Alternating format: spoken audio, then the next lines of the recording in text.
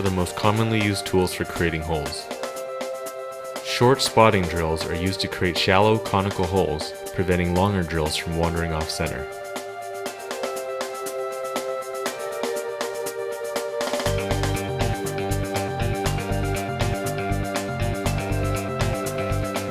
Frequent retracting, known as peck drilling, helps clear chips. Screw machine drills are much shorter and can drill straight, accurate holes without spotting.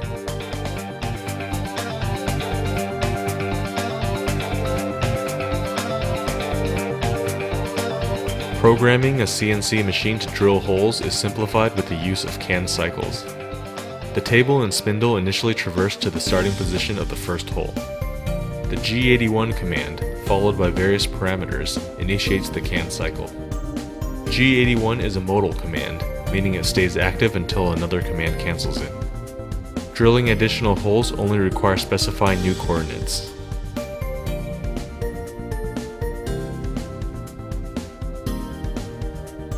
Drilling into an angled surface requires spot facing using a center cutting end mill. After spot facing, a standard drill can be used. Chucking reamers are used to enlarge pre-drilled holes to very precise diameters. Slow speeds as well as coolant or lubricant should be used.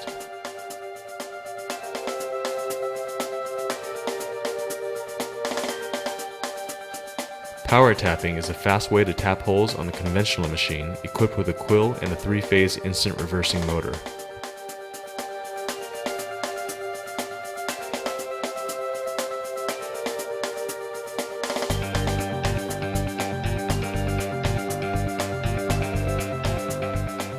Synchronized rigid tapping on a CNC machine is accomplished using the G84 CAN cycle.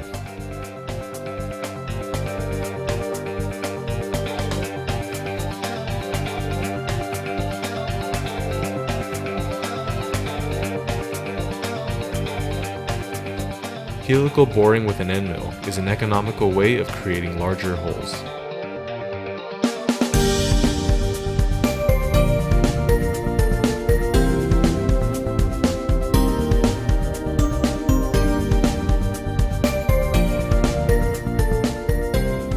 Deeper holes can be made using a boring head. The adjustable twin cutter unit shown here is used to enlarge pre-drilled holes.